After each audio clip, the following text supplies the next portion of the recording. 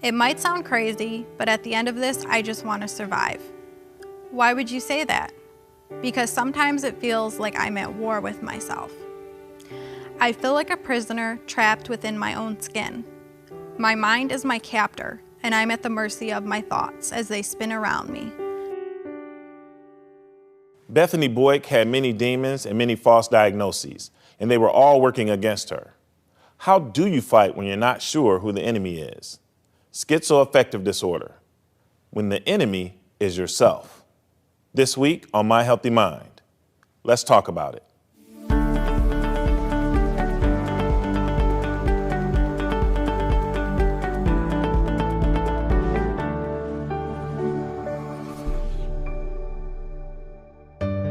Welcome to My Healthy Mind. I'm Michael Hunter. To most people, the term schizoaffective disorder is probably a new one. What is it? What are its consequences? To Bethany Boik, schizoaffective disorder was also a new and unknown term, although she had suffered from the disorder for more than a decade. Today, schizoaffective disorder is diagnosed more frequently than in the past because it is better understood. Yet still, less than 1% of Americans have been diagnosed with this complex mental illness. And it may never be known how many sufferers have gone undiagnosed, or worse, misdiagnosed.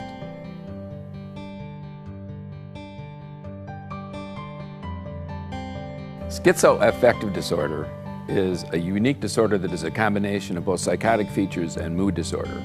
So specifically, it's a version of schizophrenia mixed with either severe depression or bipolar manic kinds of behaviors and experiences.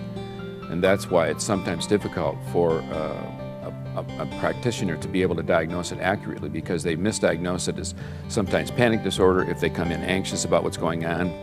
Sometimes if they're being more into their psychotic features, they'll see it as schizophrenia and they'll call it schizophrenia. Or if they're having the bipolar manic kinds of behaviors or severe depression, they will see it as either depression or bipolar disorder. It's less important to be able to put a label on it. It's more important to try and figure out what the process is so you can treat it accurately and help them recover and have some kind of a meaningful life. Today, my colleague Elizabeth Atkins speaks with Bethany Boik, who shares her long, frightening struggle with and ultimate triumph over schizoaffective disorder. So I understand you grew up in a very dysfunctional family, drug-addicted parents, alcoholic grandfather, living with relatives and friends rather than your own parents. What was it like growing up? Growing up, I was the only child of two addicts. And, I lived in poverty, with my mother half the time. We didn't have any food to eat. And it was just chaos. It was pure chaos all the time. My mom was a severe binge drinker, and at nighttime, she would just explode. And I just prayed. I prayed and prayed and prayed for her that she would be okay, that we wouldn't get kicked out of where we were. When I'd ask her about what happened the night before and if she was okay, she'd be like, "Bethany, you're making up lies," and to just be quiet. So I had to hold a lot of secrets for a really long time. It hurt me because I started questioning my own self. So in the midst of all this chaos, did you start to notice any symptoms about yourself? I did. I actually started getting panic attacks in second grade. And so I was a 7-year-old and I was feeling like I had no air left. I was hyperventilating. I felt like I was gonna die. So I got taken to the doctors, and the doctor's like, "Oh, yeah, she must be having asthma attacks, so let's give her inhalers." So for many, many years, I was misdiagnosed as having asthma, but really I was having full-blown panic attacks since I was 7. So you were only able to understand the concept of panic attacks in hindsight, correct? Yes. Okay, but you knew something was wrong. I knew something was wrong. Yeah. Did you feel like you were in crisis? I did. It wasn't until later I would just start shaking uncontrollably and sobbing for no reason, no trigger. And I'd be at school and this would happen, and I have to run out of class and go to the guidance center, and they let me lie down in a room that was dark. I laid on the floor and I literally shook and sobbed for an hour and a half. No one knew what I was going through. So your teachers are watching you have these meltdowns at school, and there was no counselor called, or? Nope, it wasn't until maybe 10th grade, and I was in a science class, and I got a 77 on this test, and I just freaked out. I was like, I can't be like my parents. I have to be perfect. I have to get everything right to succeed. And I just started banging my head against this lab table, this very hard lab table, over and over and over, because I wanted to knock myself unconscious. That was when my principal told my mom, you need to get your daughter some help because something is wrong with her, you know, and if you don't do this, we're going to call CPS. And then what happened? Did your mother get you some help? My mother took me to the doctor. Then they said, you know, you have like major depression, an anxiety disorder, insomnia. And so they put me on all these medications. How old were you? 13. And I started to feel a little bit better, but at the same time, I was still experiencing other symptoms. I was at band camp and I started hearing voices for the first time. And I had no idea what was going on. I was basically talking to my friends and we were playing, you know, I was playing the marimba and the bass drum and we were rehearsing, and all of a sudden I just kept hearing Bethany, Bethany, Bethany over and over and over. And I'm like looking around and I'm like, who's talking to me? Like, who's talking to me? And I start yelling. I'm like, who are you? Like, what are you doing? Like, it's not funny. Can you please stop? And everybody just stopped what they were doing and stared at me. And I looked around and no one was talking, but I kept hearing the voice. Did you tell the doctor who was giving you all these medications? I did, and she gave me an antipsychotic, and it's was normally used for bipolar at the time that I got it. And I took one pill and my kidneys almost shut down. So I ended up at the Children's Hospital for 7 days, and it was a horrible experience. Then what happened? Was your medication changed? Or? My mom stopped taking me to the doctors because she didn't believe in it, and she was mad at them and said that they were making me worse. So I went back to school. I tried to act like everything was normal and I was okay, but I still got really suicidal. Like, I started writing my suicide letters to people, and then one of my family members had passed away and I had to go to the funeral. And I went to the funeral and I just started sobbing, and people were like, wow, she's really affected by this. And I was thinking in my head, I'm not affected by this at all. I want to be dead. I want to be the one that's in the casket. After that, I went back to my mom's house and I attempted suicide. And at the same point that I attempted suicide, I had my first psychotic break. I started visually hallucinating religious things and figures, and I got so excited. I was like, you guys, Jesus is here and we're changing the world and we're doing all this stuff and he's gonna help me, and you know, I'm not gonna be depressed anymore. And I just had these delusions that of grandeur and of like religiosity that weren't real. You know, at the time I thought everything was real, but my doctor told me no after that. Like, my grandma took me back to the doctor. She told me, when you said that you were having, you know, those religious moments, I knew something was horribly wrong with you. Schizoaffective disorder has often been misdiagnosed as one of a variety of other mental illnesses, including panic attacks, paranoia, and bipolar disorder, all of which are frightening. But not knowing what's wrong was more frightening for Bethany than any of those. We'll learn about Bethany's first steps towards wellness when we return.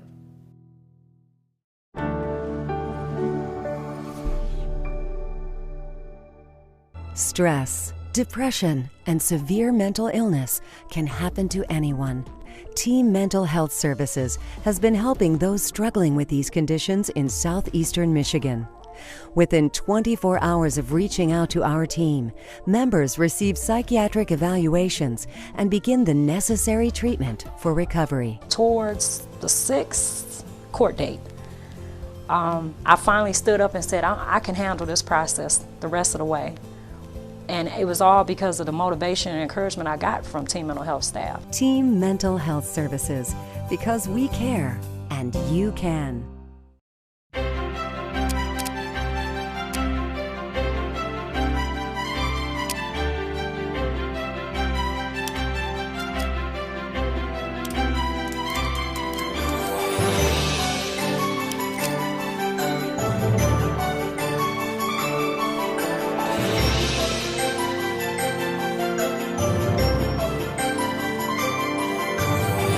Magformers. Each set sold separately, batteries not included.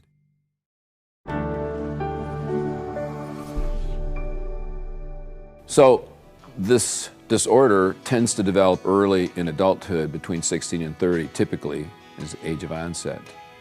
It seems to stem, because they're not really certain, but so far the evidence seems to indicate that it comes primarily from some kind of family history or genetic endowment, so that you're more likely to develop it if you have that family history.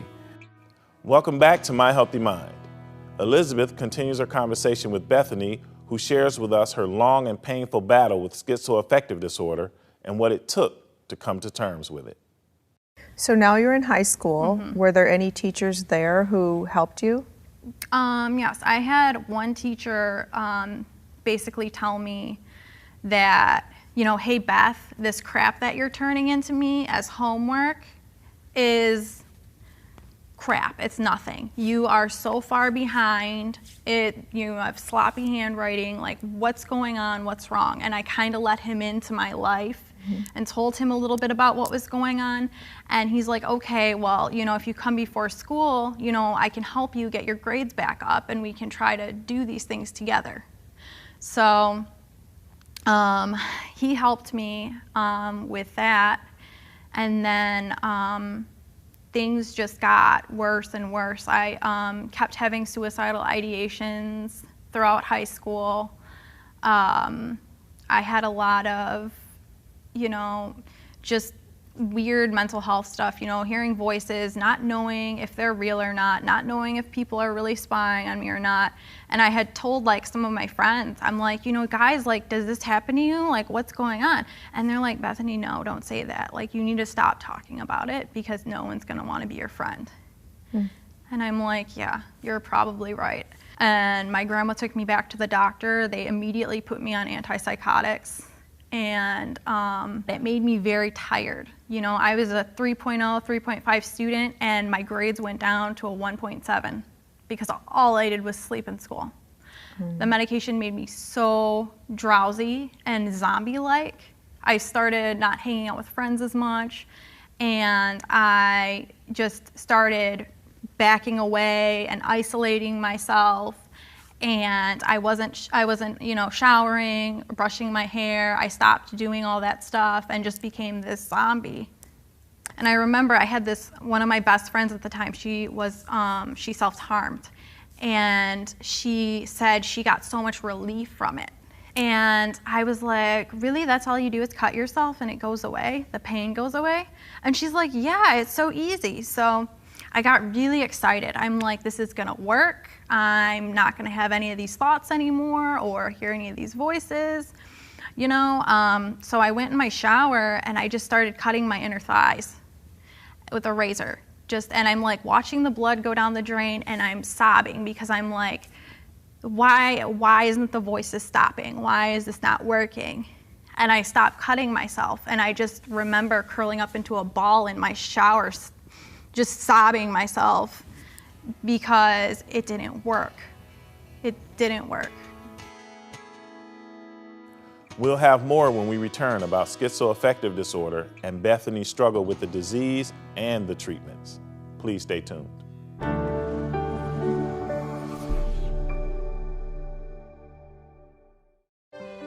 Welcome to My Healthy Mind, A show that dares to talk about mental health matters that touch nearly every family.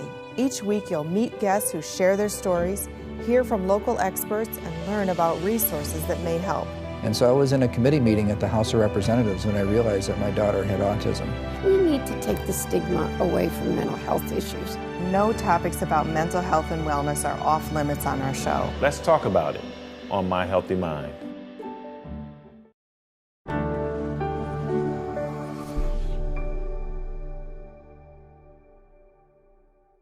The issue of treatment usually involves an application of some kind of medication. If the person is showing primarily with their psychotic features of hallucinating and having delusions and loose thinking, and they're mostly depressed, you would give them an antidepressant. But you might also at the same time give them an antipsychotic medication, which is affecting a different process in the brain.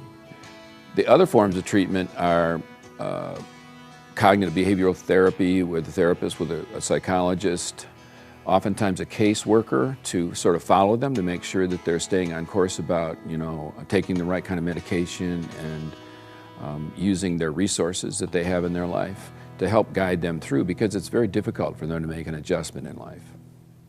We're back on My Healthy Mind, looking into the struggle with schizoaffective disorder, why it has traditionally been so difficult to diagnose, and how to deal with this often baffling condition. Elizabeth continues with Bethany. So let's talk about what started to work for you. When did you get a correct diagnosis and a proper treatment? When did that start? Well, I got re-diagnosed when I was 19 as having bipolar disorder, and I thought that was the correct diagnosis, but it wasn't. So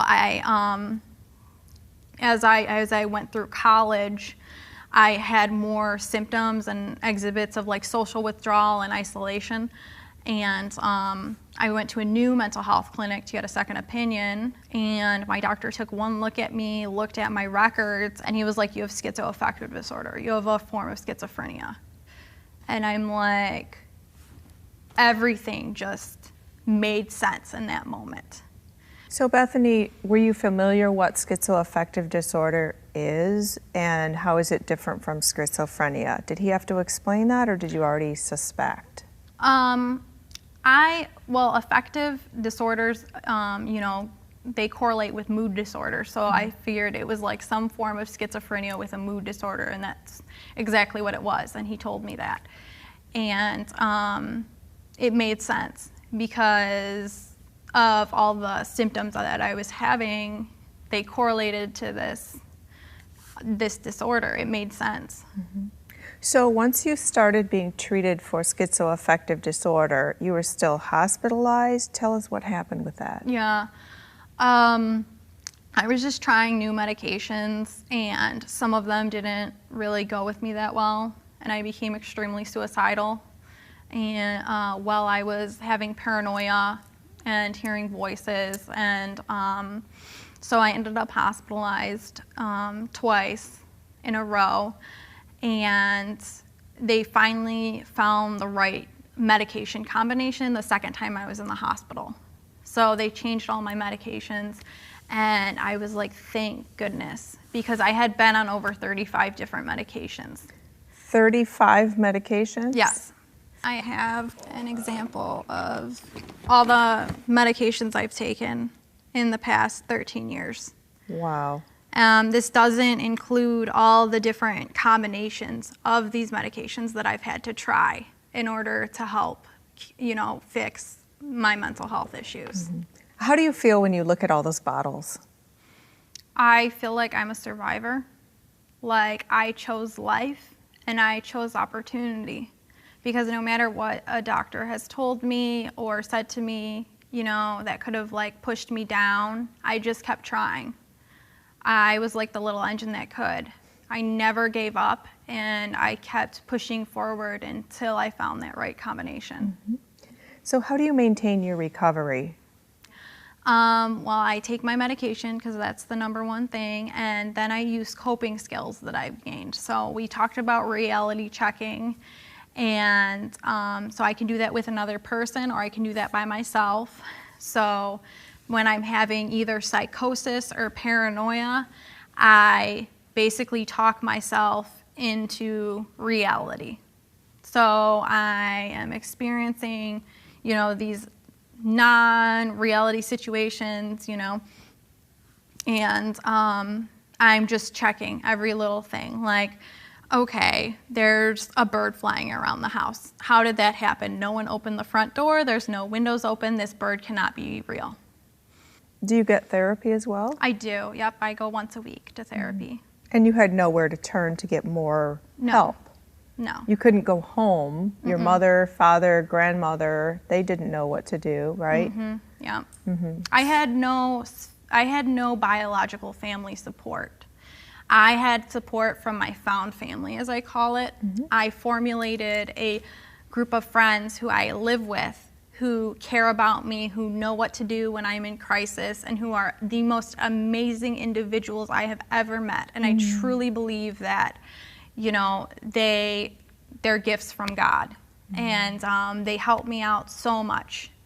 So. It's really special that your friends don't judge you or make fun of you or feel afraid of you. I know. Yeah, I'm blessed. I'm very blessed. They are incredible people. I can tell them anything in the world, and they'll just look at me with love and try to help me out. And really, there's nothing to be afraid of, because I'm just a regular person. I just experience life in a different way than most people.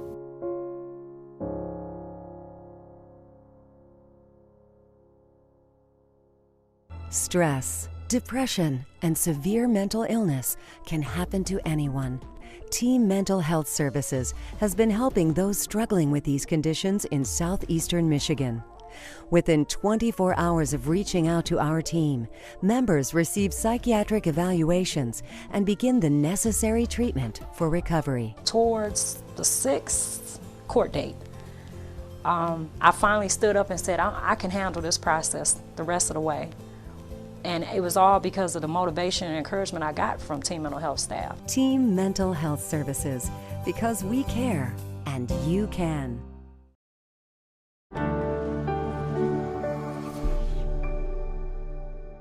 In terms of treatment, once the person is discovered as what is really their problem and how to try and best give them the support and treatment that they need, it's important that they follow this through the rest of their life, because this is not normally a condition that somehow you can fix or cure as much as you can help them better manage it.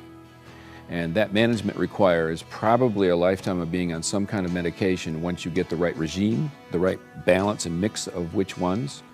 But mostly it's important that they have both family support, that's so important, and also other community support. The caseworker can sort of help them make sure that they stay plugged into that, because it's exceedingly difficult for these folks to be able to manage their life, and they need that extra support in order for them to be able to get through.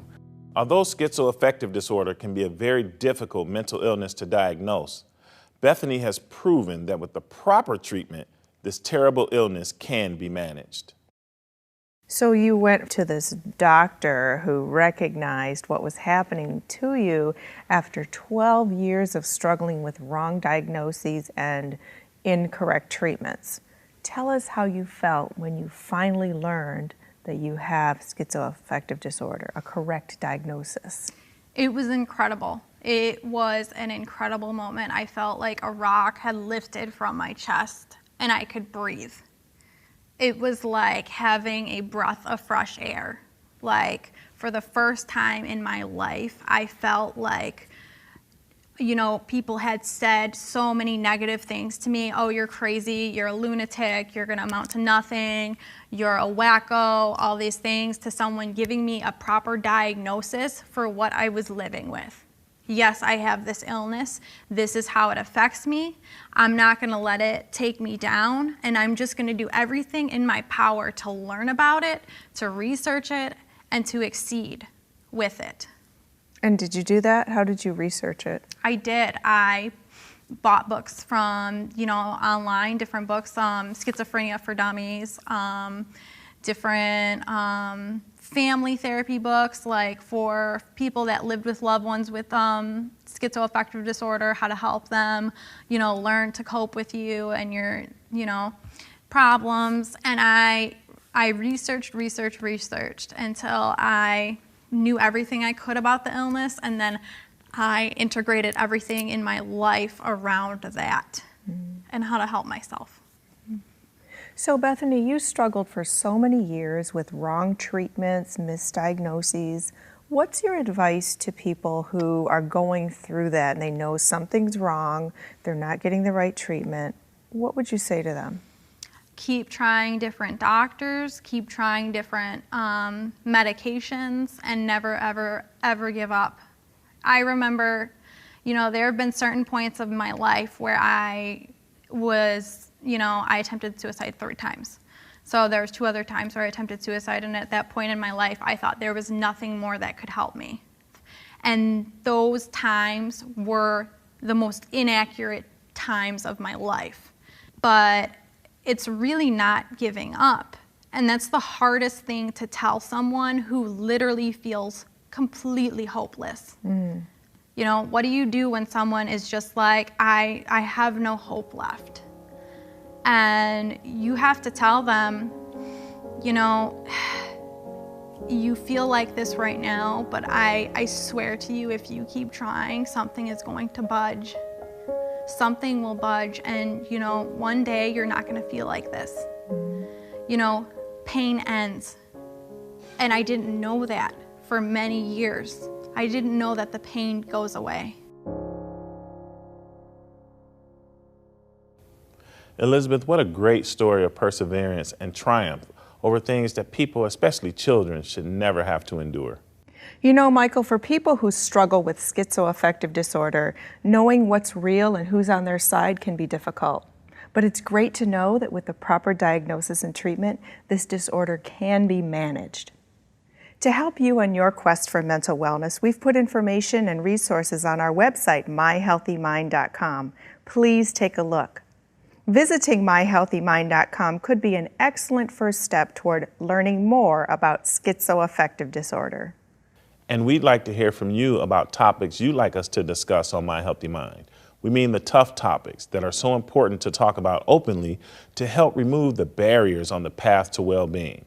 So reach us on our website, myhealthymind.com, on Twitter at myhealthymind, or on Facebook. Thanks for watching. We'll see you next week for another edition of My Healthy Mind. Let's talk about it. And now we'll leave you with My Healthy Minute. My Healthy Minute, covering breaking mental health news, legislation, discoveries, and resources. Oakland County Community Mental Health Authority work with individuals with developmental disabilities, mental illness, and substance use, such as bipolar disorders, autism, alcohol or drug usage. And we basically assist individuals in getting a grasp and a hold of the challenges that they are dealing with in life. Our goal is to basically assist them and to inspire hope in their lives, empower people, and by doing so, we're able to strengthen communities by allowing these individuals to have access to services and treatment that they would normally not have.